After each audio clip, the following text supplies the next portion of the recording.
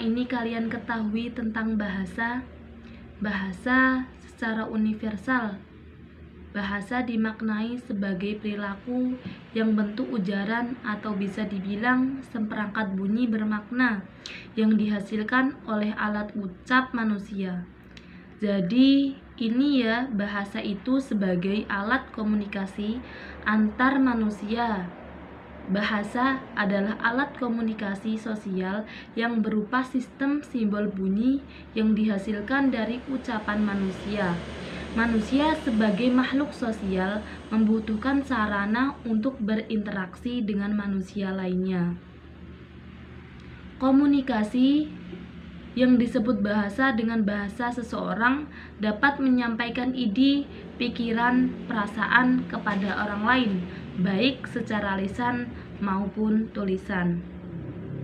Komunikasi dan bahasa adalah dua hal yang sangat berbeda. Maka di sini adalah manusia menggunakan bahasa untuk memahami atau bahkan menyepakati, bisa juga melakukan perjalanan waktu, yakni dengan cara mengingat masa lalu atau merencanakan masa depan. Terus binatang tidak dapat melakukan hal tersebut dengan bentuk komunikasi yang mereka gunakan. Bahasa adalah sistem komunikasi yang mengandalkan kode verbal atau nonverbal untuk mentransfer informasi sementara. Komunikasi adalah cara bertukar pesan atau informasi antara dua orang atau lebih dengan fokus pada pesan bahasa.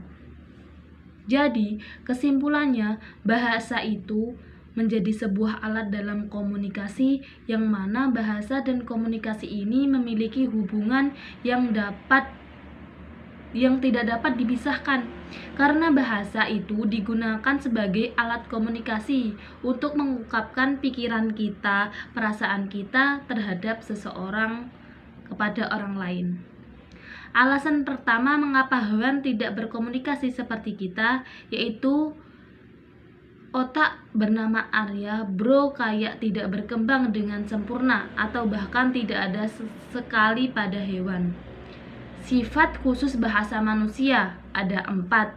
Yang pertama, produktivitas, dan yang kedua, komposisionalitas, dan yang ketiga, kreativitas, dan yang keempat, fleksibilitas.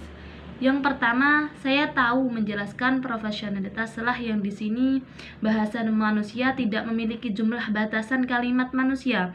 Bisa memahami dan menyusun kalimat-kalimat yang baru saja dilihat karena telah memahami jutaan kosakata. Dan yang kedua adalah komposisionalitas, yaitu manusia mampu memahami suatu kalimat bukan karena pernah membaca atau mendengarnya. Kita telah mengetahui mana setiap bentuk dasar kata-kata di dalamnya serta mengetahui bagaimana menggunakan dalam suatu susunan hingga menjadi bermakna. Yang ketiga yaitu kreativitas. Nah, di sini manusia dapat menentukan kalimat-kalimat yang akan diucapkan sesuai dengan konteks yang terakhir, yaitu karena dia memiliki bahasa, mampu menggunakan kreativitasnya untuk memilih santai yang sesuai dengan situasi dan makna kalimat yang diinginkan. Yang keempat yaitu fleksibilitas. Istilah atau perumpamaan yang digunakan oleh dapat berkembang seiring berkembangnya zaman. Contohnya nih ya, yaitu kata beginian, diam dulu, tidak digunakan sekarang, muncul sebagai kata yang bermakna up to date. Namun bisa jadi kata ini akan hilang beberapa waktu ke depan dan digantikan dengan kata lain. Oke, sekarang kita belajar mengenai ciri-ciri bahasa. Ciri-ciri bahasa ada 4, yaitu bahasa itu berwarna, dan yang kedua bahasa itu konvensional dan universal, dan yang ketiga bahasa bersifat arbitrary, dan yang keempat bahasa punya variasi.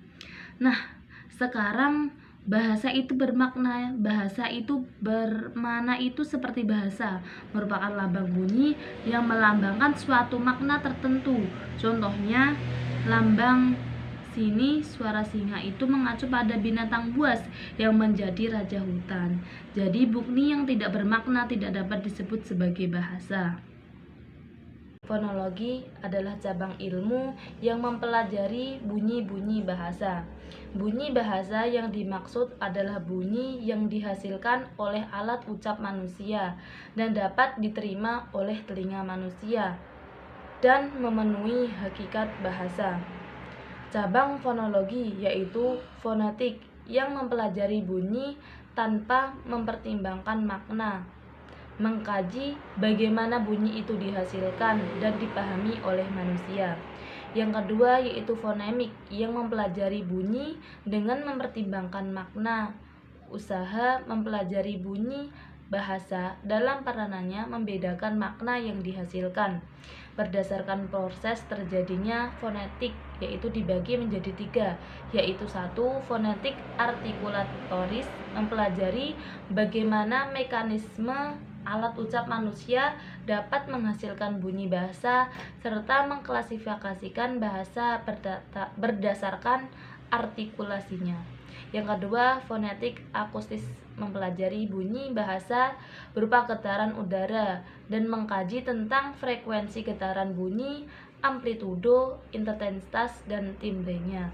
Yang ketiga, fonetik auditoris mempelajari bagaimana mekanisme telinga dapat menerima bunyi sebagai hasil dari udara yang bergetar. Klasifikasi bunyi bahasa Indonesia yaitu vokal. Bunyi bahasa yang dihasilkan dengan membiarkan bunyi keluar tanpa ada hambatan. Yang kedua yaitu konsonan. Bunyi bahasa yang dihasilkan dengan menghambat udara keluar dengan menggunakan artikulator tertentu. Dan yang ketiga yaitu diftong. Satu bunyi bahasa yang ditulis dengan menggunakan 2 huruf vokal berdasarkan tinggi rendahnya. 1. Vokal tinggi, vokal yang dibentuk dengan menempatkan posisi lidah di atas vokal seperti I dan U. Yaitu yang kedua, vokal madya, vokal yang dibentuk dengan menempatkan posisi lidah di tengah mulut vokal seperti E dan O. Vokal madya yaitu vokal yang dibentuk dengan menempatkan posisi lidah di bawah seperti A. Berdasarkan maju mundurnya lidah yaitu vokal depan. Contohnya I dan E. Fonemik bahasa Indonesia. Jadi, pengertian fonemik merupakan kesatuan bahasa terkecil yang tiada mengandung makna. Fonem akan memainkan peran pentingnya ketika sudah berada pada tatanan kata. Dalam hal fonemik akan mengkaji bunyi bahasa yang membedakan makna. Untuk menentukan apakah sebuah bunyi tergolong fonem atau bukan, carilah bunyi tersebut pada sebuah kata yang menyandang bunyi tersebut. Lalu bandingkan dengan kata lain yang mirip. Jika berbeda makna, maka termasuk dalam kategori fonem. Contohnya seperti lupa dan rupa. 2 kata tersebut berbeda makna karena adanya perbedaan bunyi R dan L. Namun identitas R dan L pada pasangan tersebut hanya berlaku dalam pasangan bahasa Indonesia. Setiap bahasa memiliki fonemnya masing-masing. Alafon, realisasi, fonem pada pelaksanaan ujaran banyak mengalami perubahan. Dan alofon, fonem lainnya juga memiliki alofonnya masing-masing, seperti contoh fonem dalam bahasa Indonesia. Kita belajar mengenai morfologi. Konsep dasar morfologi, yaitu pengertiannya merupakan cabang ilmu bahasa yang mengkaji seluk-beluk kata serta pengaruh perubahan bentuk kata terhadap golongan dan arti kata. Objek kajian morfologi, satuan morfologi, morfem dan kata.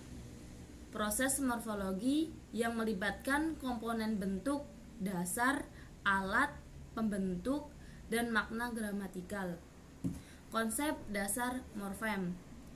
Morfem merupakan bentuk bahasa terkecil yang mengandung arti dan tidak dapat lagi dibagi menjadi bagian-bagian yang lebih kecil. Jenis morfem yang ada di bahasa Indonesia. Yang pertama yaitu berdasarkan kebebasannya, morfem bahasa dan morfem terikat. Yang kedua berdasarkan keunikannya, morfem unik merupakan morfem yang hanya bermakna jika melikat pada satu kata tertentu. Yang ketiga berdasarkan kebutuhannya, morfem utuh dan morfem terbagi. Yang keempat berdasarkan kandungan makna leksikalnya dibagi menjadi morfem bermakna leksikal dan morfem leksikal tidak bermakna. Yang kelima berdasarkan pembentukan katanya dibagi menjadi morfem dasar dan morfem afiks. Morfologi bagian 2 yaitu proses morfologi pengimbuhan, pengulangan, pemajemukan, dan pemendekan. Proses morfologi pengimbuhan. Oke, sintaksis berasal dari bahasa Yunani yaitu sun dan tatein yang berarti mengatur dan bersama-sama.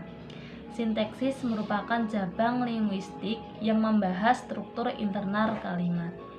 Fungsi sintaksis adalah yaitu 1. Subjek adalah bagian yang diterangkan predikat, dan yang kedua atau merupakan bagian keluasa yang menandai apa yang dinyatakan oleh pembicara. Dan yang ketiga dapat dicari dengan pertanyaan apa atau siapa yang ada dalam predikat.